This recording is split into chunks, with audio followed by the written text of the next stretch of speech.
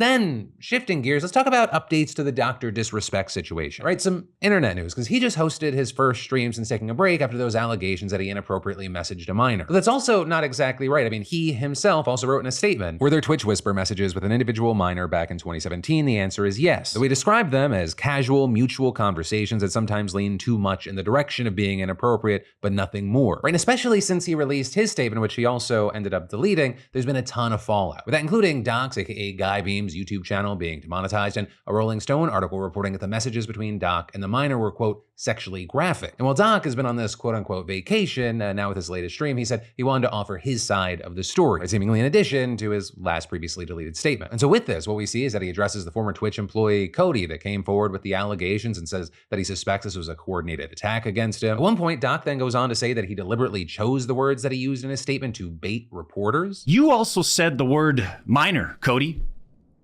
I even made sure that word was emphasized in my statement, edited, etc., just to make sure these so-called journalists would pick up on it. And boy, oh boy, did they ever, champs. When you and all these so-called journalists, Cody, fired off your tweets, did any of you consider that the Twitch user may have been over the legal age of consent at the time of the messages? You didn't. I even used the word inappropriate, purposely. And look at how it's defined by everyone, champs. Huh? Including these defaming articles. I'm sorry, but mutual bantering with inappropriate jokes taken out of context should have never led to me getting banned from Twitch in the first place. These big-time publications, these journalists, these various outlets are sort of just gossip channels now, don't you think, champs? Beam then goes on to say the same thing that he said in his original statement on X, that he had no intentions or plans of ever meeting up with the user. He then goes into details of his claim of how this whole situation came to be, saying that his former Twitch partner manager, who, quote, had it out for him, directed the user to file a report even after they said they didn't want to. Then, according to Guy Beam, that report was reviewed and the conclusion was drawn that it didn't need to be escalated. But then Beam says that his former partner manager personally sent the report up the chain to a friend on Twitch's law enforcement response team. And then he says, the LER analyst cherry picks and sends a few targeted excerpts out of context from the whisper messages to this director. Now, if you do this, you can make anyone's messages look inappropriate, even when they aren't.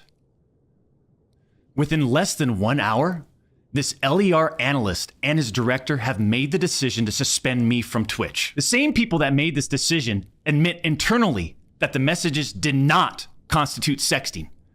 The same people that made this decision at Twitch admit internally that the messages did not warrant any child sexual abuse material charge.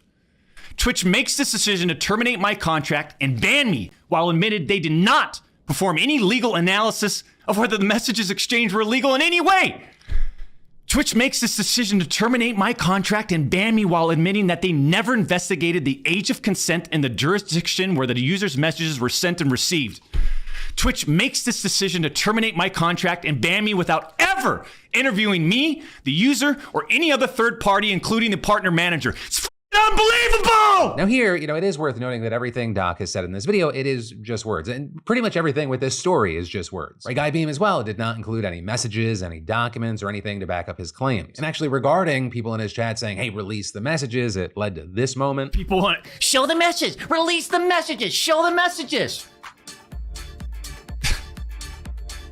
What are we in second grade? Which, some have said is an interesting choice of words for a person in this particular situation. But as far as, if we will ever get anything, this is not an open and shut case yet. He says at the end of this conversation that he has more information he hasn't disclosed yet, but also he added that he isn't going to talk about this situation anymore unless he absolutely has to. But regardless of what information we may or may not see in the future, Doc's video once again caused a massive wave of reactions. So, there really being no shortage of big streamers having takes like XQC saying Doc's story really doesn't make any sense. That would mean that in retrospect, his tweet was a rage bait. It was troll. It was fake for attention and for media outlets to pick up on it. Right? 1. 2. The guy employee is saying some complete bullshit. 3. Every other person involved and was then incorporated those statements, all at the same time lied. And also 4.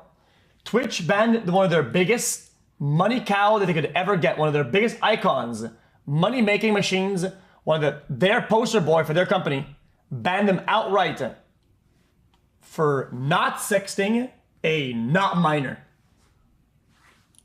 Gotcha.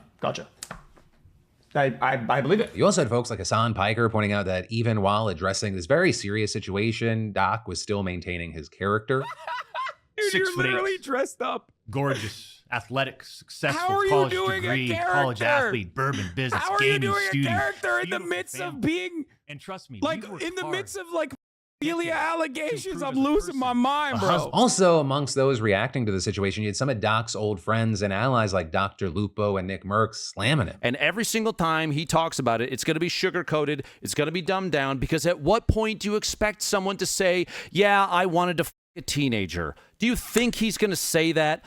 No, he's going to make it look better for himself every single time. There is no place along that. It doesn't matter if it's Tyler. If it was my brother, I would say the same shit, because you do not defend that. There's no defending it. Right, but also not everyone was attacking Doc here. Right? One of the big names in this conversation has been Asmongold, who instead, reacted by saying there's likely a missing piece to the puzzle, and he pushed back against the general assumption of Doc's guilt. Though also, he did make clear that he isn't defending it. I'm not defending him. I'm talking about hypotheticals and looking about it from different directions.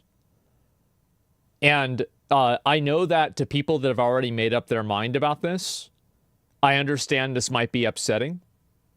I get it. But I try to look at this objectively, and I think about it, and I'm like, what really happened here? Why is this happening? How is it happening?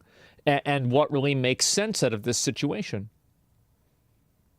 And so if that's upsetting for you to hear, then I think that you're in the wrong place. So here you also have creators like Mighty Keef saying the Dr. Disrespect situation is a litmus test for people's critical thinking skills, and a lot of people are failing. On the note of people bashing or accepting him, it does seem like he still has a sizable audience here. Because with that first stream back, I think he was streaming to like 250,000 people. With that, likely because you're gonna have supporters, critics, and those just interested to see what the first thing back is gonna be. Well, this morning, as I was actually recording this segment, he was streaming gameplay to YouTube to over 44,000 people. So, while his YouTube channel isn't monetized right now, one, his audience is there, and two, he's still making money from donations. So also with that, Guy Beam did say that he intends on reapplying for YouTube's partner program later this month. And it will be interesting to see what happens there, because while yes, he did get banned over on Twitch, seemingly there's no criminal charges here, which for YouTube is usually the line. But for now, we'll have to wait to see how this plays out. And also, in the meantime, I'd love to know your thoughts. Like, where do you land on this?